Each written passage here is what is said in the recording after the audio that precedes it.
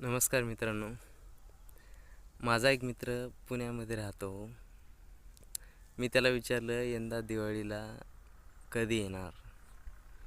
तो म्हणाला मी येणार नाही आहे. मी विचारलं का. तर तो म्हणतो मी येऊन तरी काय करू तिथे. मी घराच्या बाहेरच पडत नाही. आल्यावर सुद्धा माझी इच्छाच होत नाही घराच्या बाहेर पडायची. तर मी म्हणलं का. तर त्याचं उत्तर असं होतं की चार लोक विचारतील आजूबाजूचे की काय करतायस, यंदा होणार का.